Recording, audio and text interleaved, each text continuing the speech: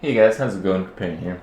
So a lot of you have played hardcore in Path of Exile, and a lot of you have died to many different things, and when it comes to learning this game, you typically learn from your mistake, but it's best to learn from others people's mistakes. And I want to kind of show you guys a few of the technicalities that I've seen that people are doing wrong, which can lead to deaths. And in my opinion, this is kind of like the best way that, not the best way, but the most common way that the good players tend to die in this game. So players are just pretty good at video games, just play a lot and all that stuff. Maybe just don't know quite everything about the game, but this should help you guys out quite a bit. So the first thing is, people typically die to just not having enough survivability. They just die to like the easiest shit in the world just because they don't have enough.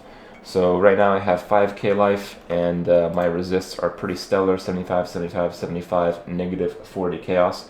And there's certain breakpoints that you kind of need to know about. When you're doing normal and cruel, you pretty much want all the survivability you can get.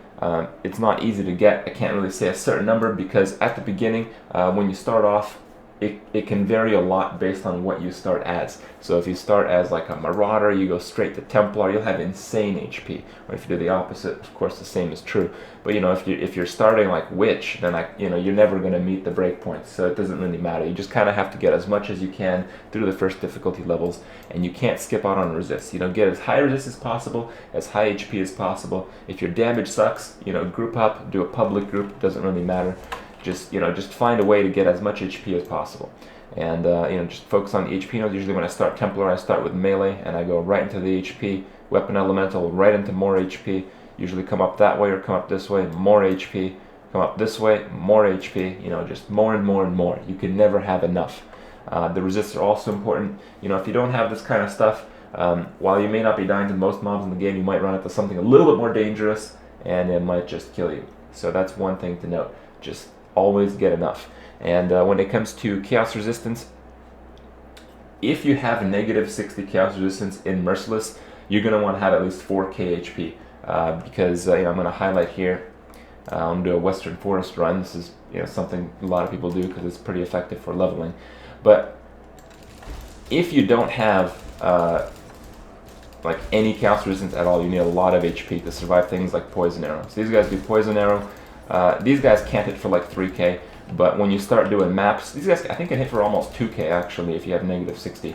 But when you start doing maps, if you have negative 60 chaos resist, the mobs can actually do a Poison Arrow for roughly 3000 damage.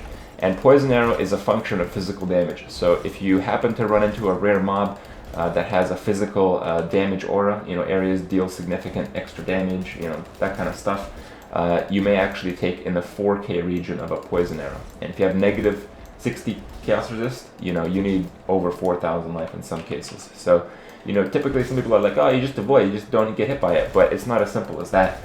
Sometimes it's like it's like a cave or some kind of labyrinth style level where you just run through a door and you get instantly shot with a bunch of poison arrows. So you have to really get that stuff. You really need, at least in my opinion, about 20 chaos resistance. There is a 20 chaos resist node that I'll show you guys in a second, so you can kind of get that and then respec out of it when you happen to get some gear. This is what I'm talking about, chaos resist. This is very nice. I had this for quite a while just to kind of stay a little bit up there with the chaos resistance, and it was really valuable to me. The other thing is zoning. So let's say here those mobs are about to kill me. If I could just go to town, TP out, or I could just zone out. The thing is, when you zone out, most of the time that you spend in the load screen, which you saw, so if I zone out here, this load screen that you'll see here, most of the time when you see that load screen, you are actually in the previous zone. And if in the previous zone, this is whether you zone in or use a TP, if in the previous zone you had mobs attacking you, those mobs can actually kill you. And this is like killed while zoning. This is actually very common. So if you want to be super safe, I know sometimes you have to kind of get out of there. Sometimes it's just you misclick, you don't think about this stuff. But more often than not, you really shouldn't be doing this because eventually it will lead to your death. If you have a bunch of dangerous mobs on you and you're thinking about zoning out, if they're a distance away, it's not too bad. But if they're right on you and if you can't take that many hits, you really shouldn't perform that kind of action ever. And you know, that's a really important thing to note. You know, if you have to do it, or if you forget about it, you're like, you know, you just leave out of instinct and you realize you shouldn't have. What you can do is you can Alt F4 during the loading screen if you think you may have died. But when it comes to Alt F4ing is not instant. People are saying it mimics a disconnect, which is, I think, you know, just a few seconds. I don't think it's that long, but I can tell you for certain that Alt F4 is no longer instant. It used to be absolutely instantaneous, but it is not that way. The only way to instantly save your character is through the exit to login screen or exit Path of Exile.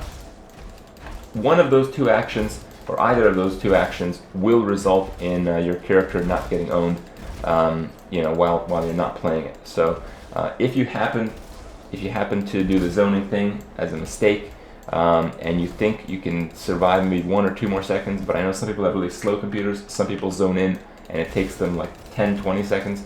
If you're one of those people and you think you may have made a mistake, you can Alt F4, which should only be another 1 to 2 seconds, I think. But you know, you kind of have to keep that in mind. You have to kind of analyze the risk and, you know, play it as is. And the other thing is, a lot of people die to like desync. I can't really mimic that because I actually don't experience desync very much. I don't exactly know what causes it. I know some people have it just as a base. But one thing that does cause it is using certain abilities. So using abilities that are mobility based, like Leap Slam, like Whirling Blades, that kind of stuff. You need to be expecting desync, because those abilities cause desync. When you move your character very quickly through gates, through walls, through all that kind of crap, you need to expect your character to desync in the game. A desync is, you know, your characters can possibly be taking damage, but you might be in an area that, you know, it doesn't look like there's any mobs on your screen, but you can still hear the sound, something's hitting you, your life is going down. What do? Do you Alt F4? No, you leave the game. You leave the game if you're experiencing that. It's not worth it, especially if you're playing hardcore, but even if you're playing softcore, you don't really want the experience loss. It's better to just come back and re-clear the zone and not have to worry about it. So that's really it. You know, there's a few other things that can kill you. Obviously, you can run into the worst mob ever, some kind of combination of abilities you couldn't expect, kind of like how I died, the corpse explosion. Sometimes stacking auras might be a pretty brutal thing. You know, that stuff, there's a lot of details. It comes with a lot of experience in playing the game. But in the end, there's a lot of things that can end up killing your character which you may not expect, and those have to do, you know, leaving the game, just not having enough stats. And if you focus on those two things, take it slow, learn what all the mobs do, learn what all the combos do, you should be just fine. Obviously, every now and then you're going to die to a freak accident, some kind of like robo charge, but you know, in the end, you should be alright. And survive hardcore. Good luck, guys. I'll see you guys tomorrow.